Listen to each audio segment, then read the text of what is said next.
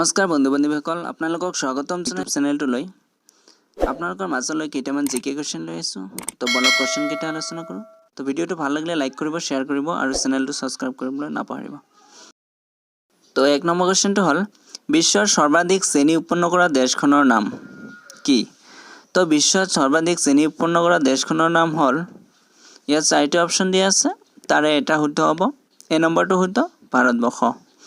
তো ভাৰতবৰ্ষ হ'ল বিশ্বৰ সৰ্বাধিক চেনি উৎপন্ন কৰা দেশ।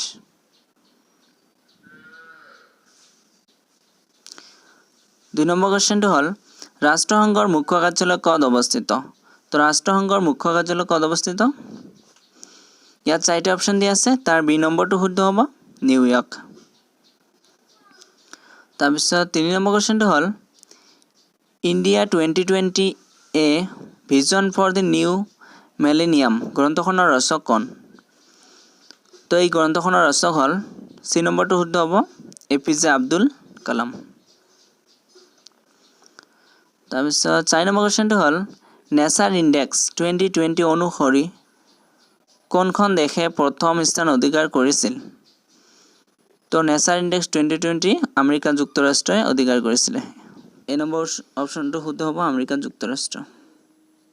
5 নম্বৰ কোৱেশ্চনটো হ'ল বিশ্ব বায়ু দিৱস কেতিয়া পালন কৰা হয়?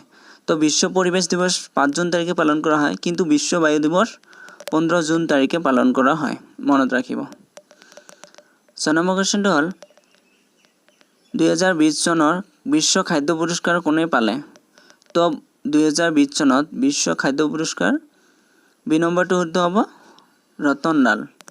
তো 2020 চনৰ বিশ্ব খাদ্য পুৰস্কাৰ লাভ কৰিছিলে বা পালে ৰতন লাল। 7 নম্বৰ কোৱেশ্চনটো হ'ল 2022 চনত মহিলা এছিয়ান কাপ ফুটবল প্ৰতিযোগিতা ক'ত অনুষ্ঠিত হ'ব? তো 2022 চনত মহিলা এছিয়ান কাপ ফুটবল প্ৰতিযোগিতা ভাৰতত অনুষ্ঠিত হ'ব, চি নম্বৰটো শুদ্ধ। 8 নম্বৰ কোৱেশ্চনটো হ'ল কোনখন দেশে প্ৰথমে চন্দ্ৰত অৱতৰণ কৰা মহাযান উৎক্ষেপণ কৰিছিল? তো ইয়াত 4টা অপশ্যন দিয়া আছে, ডি নম্বৰটো শুদ্ধ হ'ব, আমেৰিকা যুক্তৰাষ্ট্ৰ। তো আমেৰিকা যুক্তৰাষ্ট্ৰ দেশখনে প্ৰথম চন্দ্ৰত অৱতৰণ কৰা মহাযান উৎক্ষেপণ কৰিছিল। 9 নম্বৰ কুৱেশ্যনটো হ'ল যে বিশ্বৰ সৰ্বাধিক ধনী দেশ কোনখন? বিশ্বৰ সৰ্বাধিক ধনী দেশ হ'ল ছুইজাৰলেণ্ড। এই নম্বৰটো শুদ্ধ হ'ব। তাৰপিছত 10 নম্বৰ কুৱেশ্যনটো হ'ল বাংলাদেশত ব্ৰহ্মপুত্ৰ নদীক কি নামে জনা যায়? তো বাংলাদেশত ব্ৰহ্মপুত্ৰ নদীক যমুনা নদী বুলি জনা যায়। তাৰপিছত 11 নম্বৰ কুৱেশ্যনটো হ'ল কোনখন দেশত প্ৰথমে GST প্ৰৱৰ্তন কৰা হৈছিল? তো GST প্ৰৱৰ্তন কৰা হৈছিল প্ৰথম দেশখন হ'ল ফ্ৰান্স, কিন্তু ভাৰতৰ ভিতৰত প্ৰথম GST প্ৰৱৰ্তন কৰা হৈছিল অসমত। তো 12 নম্বৰ কুৱেশ্যনটো হ'ল সীমা সুৰক্ষা বাহিনী BSF কেতিয়া গঠন কৰা হৈছিল? তো সীমা সুৰক্ষা বাহিনী BSF গঠন কৰা হৈছিলে 1965 চনত,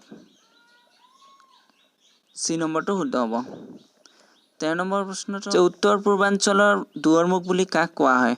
উত্তৰ পূৰ্বাঞ্চলৰ দুৱাৰমুখ বুলি গুৱাহাটীক কোৱা হয়, কাৰণ আমি গুৱাহাটীৰ পিছতহে মণিপুৰ, ত্ৰিপুৰা, নাগালেণ্ডলৈ যাব পাৰোঁ। তো উত্তৰ পূৰ্বাঞ্চলৰ দুৱাৰমুখ বুলি কোৱা হয় গুৱাহাটীক।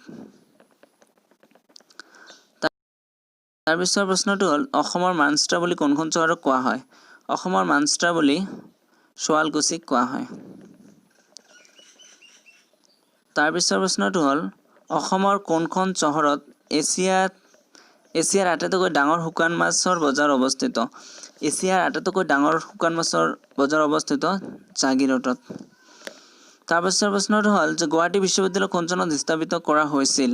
গুৱাহাটী বিশ্ববিদ্যালয় স্থাপিত কৰা হৈছিল 1948 চনত। অসম সাহিত্য সভাই কোন চনত লক্ষ্মীনাথ বেজবৰুৱাদেৱক ৰসৰাজ উপাধি প্ৰদান কৰিছিল? তো অসম সাহিত্য সভাই 1931 চনত লক্ষ্মীনাথ বেজবৰুৱাক ৰসৰাজ উপাধি প্ৰদান কৰিছিলে। তাৰপিছৰ প্ৰশ্নটো হ'ল হালধীয়া চৰাইয়ে বাও ধান খায় ছবিখন কোনে পৰিচালনা কৰিছিল? হালধীয়া চৰাইয়ে বাও ধান খায় ছবিখন পৰিচালনা কৰিছিল জহনু বৰুৱা।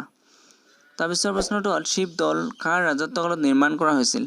শিৱদৌল শিৱসিংহৰ ৰাজত্বকালত নিৰ্মাণ কৰা হৈছিল। তাৰপিছৰ প্ৰশ্নটো হ'ল প্ৰথম ষ্টেডিয়াম ক'ত বনোৱা হৈছিল? অসমৰ প্ৰথম ষ্টেডিয়াম বনোৱা হৈছিল যোৰহাটত। তাৰপিছৰ প্ৰশ্নটো হ'ল কোনজন ৰজাক ভগা ৰজা বুলি জনা যায়? ভগা ৰজা বুলি জনা যায় চুৰামফা ৰজাক। তাৰপিছৰ প্ৰশ্নটো হ'ল স্বাধীনতা সংগ্ৰামৰ সময়ছোৱাত কোনে মৃত্যুবাহিনী গঠন কৰিছিল?